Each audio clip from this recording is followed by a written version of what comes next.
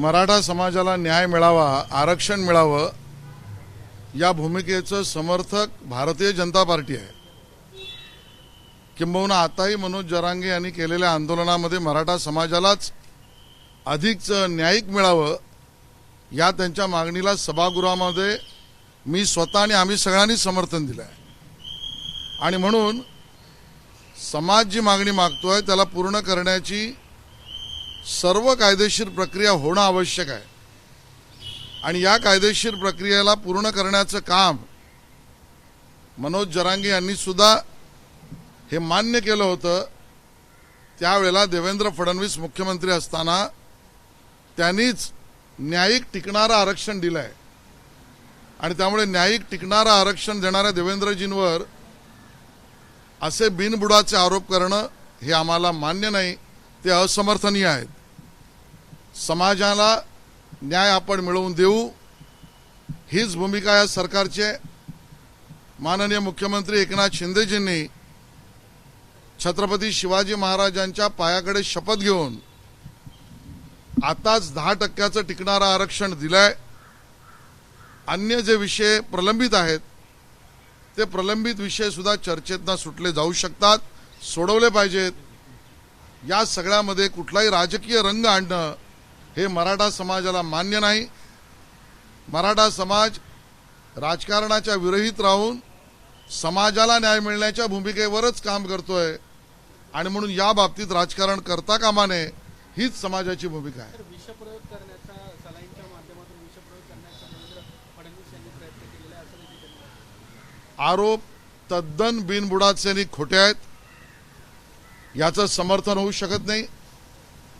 माननीय उपमुख्यमंत्र्यांवर कोणीही बोलताना गांभीर्याने बोललं पाहिजे। देवेंद्रजींचा आजपर्यंतचा राजकीय इतिहास हा कुठेही अद्वा तद्वा गैरपद्धतीने वितुष्ट निर्माण करणारं अशा पद्धतीचं सोडाच ते कधीच केलं नाही। पण संविधान आणि कायदा याच्या पलीकडे ते कधी बोलतच नाहीत आणि म्हणून त्यांच्यावर अशा पद्धतीचे बिनबुडाचे आरोप आम्ही फेटाळतो, त्याचं असमर्थन करतो, किंबहुना त्याचा निषेध करतो। मुंबईकडे येण्याचा अधिकार तर सगळ्यांनाच आहे। जरांगे पाटील यांना मराठा समाजाच्या आमच्या समाजांच्या मागणीच्या चर्चेसाठी यायचं सादर आमंत्रणच आहे। देवेंद्रजी सुद्धा स्वतः मराठा समाजाच्या आरक्षणाच्या भूमिकेत एकदा काय 50 वेळा मराठा समाजाच्या नेत्यांशी चर्चा त्यांनी केल्या आणि यापुढेही करतील। त्यामुळे मराठा समाजाच्या आरक्षणात न्यायिक भूमिका घेणाऱ्या देवेंद्रजींवर राजकीय आरोप करणे टाळावे एवढीच त्यांना आमची विनंती आहे। मनोज जरांगे पाटील पत्राद्वारे देवेंद्र फडणवीस हेच टाळले होते, याच्यामुळे कुठल्या राजकीय पक्ष हात आहे असं मला वाटते का? मुळामध्ये राजकारण राजकीय पक्षांनी खेळावं।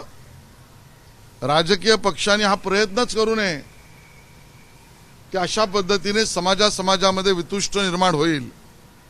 आणि म्हणून या सगळ्यात राजकीय वास येण्याची स्थिती का निर्माण झाली याचा विचार मराठा समाज नक्की करतोय। मराठा समाजातील आम्ही सगळे याचा नक्की उघड्या डोळ्याने पाहतो आहोत। आणि म्हणून मला असं वाटतं ज्यांनी आतापर्यंत टिकणारं आरक्षण मुख्यमंत्रीपदाच्या काळात दिलं, ज्यांनी उपमुख्यमंत्री म्हणून एकनाथजींबरोबर अजितदादांबरोबर 10% आरक्षण दिलं आणि गृहमंत्री म्हणून सुद्धा चोख प्रतिक्रिया बजावत आहेत, त्यांच्यावर आरोप करणं भारतीय जनता पक्षाला मान्य नाही।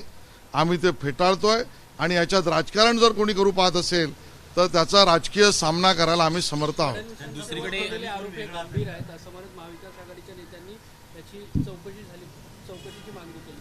मला वाटतं महाराष्ट्र विकास आघाडीने लगेच अशा पद्धतीच्या आरोपांवर चौकशीची मागणी करणं यातच कुठेतरी राजकारण आहे का हे आता मराठा समाजाला वाटायला लागलं आहे।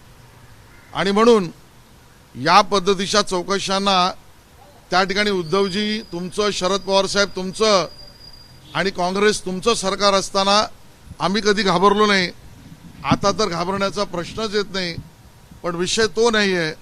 विषय महत्त्वाचा आहे की मराठा समाजाला न्याय मिळणं, आरक्षण मिळणं आणि त्याच्या अधिकाराचं मिळणं आणि ते कायदेशीर मिळणं ते भारतीय जनता पक्षाच्या समर्थनाने आणि प्रामाणिक प्रयत्नाने एकनाथ शिंदेजींच्या आणि अजितदादांबरोबर राहून देवेंद्रजी देतील याच्यावर मराठा समाजाचा पूर्ण भरोसा आहे. एबीपी माझा, उघडा डोळे बघा नीट.